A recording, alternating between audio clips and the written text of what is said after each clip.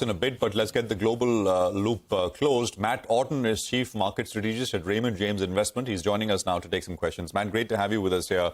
Thank you very much for your time.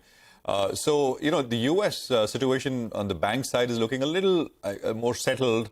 I don't know if you can sound the all clear. But in Europe, banks are still being sold. Deutsche Bank was down 8.5%. Will those worries carry over and fester with the same intensity this week as well? And what is there really an issue, or is this just sort of panic, generalized panic? What's your sense? Hey, good morning, Prashant. Great to see you. I think the all clear is not ready to be sounded yet. There's still a lot of uncertainty out there. And one of the main takeaways that I had from the Fed's rate hike that we got last week was uncertainty, in that it was great to have affirmation that they were comfortable enough to hike interest rates by 25 basis points. We had the same thing from the ECB the week before, and we've seen that from other global central banks, like you mentioned earlier. But there's still a lot of unknowns that are out there, and it's uncertain how the market is going to react to that. So while I don't see any broader systemic concerns, when you look at the Fed's balance sheet data that was released last week, it doesn't seem like there's been any uptick in usage. It was actually flat over the past week, which says that the concern of systemic issues or contagion isn't there.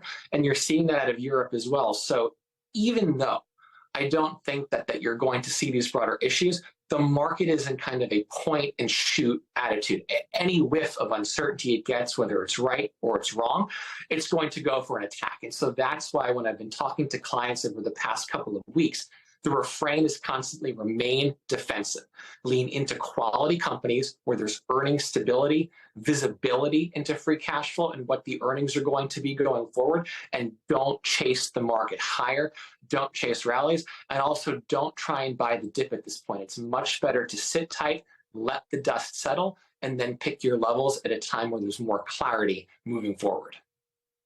Okay, fair enough, Matt.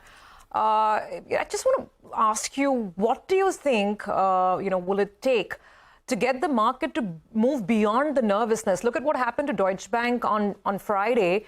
Despite what regulators are saying, what heads of government are saying, the market just remains jittery. Though there was no specific reason, apart from the CDS rates pushing higher, there was nothing immediate. But this panic, it seems to be just continuing on and on. So what will it take for the market to move beyond this?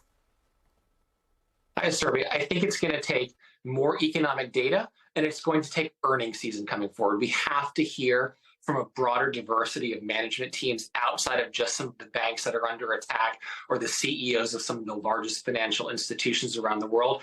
We have to get clarity and visibility from management teams in terms of what they're seeing the state of their business is going to be going forward. And the data that's been coming in lately has been strong. It continues to point to the fact that even with all of this bank uncertainty, that we're still seeing strong jobs market. The jobs market remains tight. The manufacturing PMI, like you pointed out, was stronger than expected, and expectations were much stronger than expected. And I think that's a key takeaway too. So it's going to take a little bit more visibility, and we're not going to get that until probably 3+ weeks down the road when U.S. banks and some other industrial companies start to report earnings. So I think we're going to be in a range-bound, volatile market for at least the next couple of weeks. And again, that's why keeping that defensive bias and not chasing the market in either direction, I think really makes a lot of sense, because we're going to see highs, we're going to see lows, and we just need to wait and see how it plays out. All right. Hi, Matt. Good morning. Sit out, be patient, position your portfolio defensively. Matt, my co-anchors keep reminding me that 2008 as well, suddenly things went south.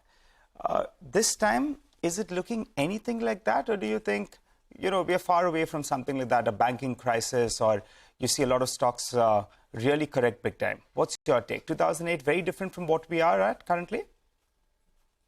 Nigel, we're very different from 2008.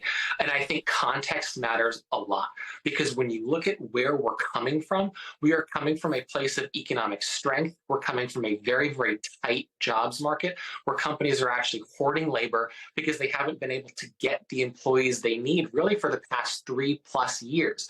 We're coming off of some of the strongest earnings momentum we've had over the past decade. And so naturally, you're going to slow down. where we're going to slow down, not just because of where we are in the cycle, but also the credit issues that have come up through the rate hikes are going to weigh on the economy. But the fact of the matter is that the consumer in the US and the consumer we're learning globally is in good shape. And at the same time, China is reopening. People are going out and spending more money and starting to travel. And you're not seeing any deep cracks or fissures in the global economy at this point. There's certainly areas of concern, but I can take solace in the fact that things look good medium to long term for where we are. We just have to get through some of the short-term uncertainty. And again, that's why it doesn't make sense to chase things in either direction, because we're going to have a good opportunity for the market to come to us and for us to reposition ourselves for that more optimistic medium to long-term outlook going forward.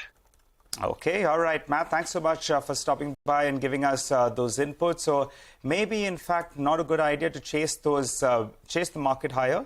Better to sit out in the near term. We could be bracing for a time-wise correction. And also, Matt, taking that point, 2023, very different from 2008. Well, we'll slip into a short break, but we gave you a bit of an insight into the top stocks that we'll be tracking. When we come back after this break, we'll go full tilt on all of those stocks. Stay with us.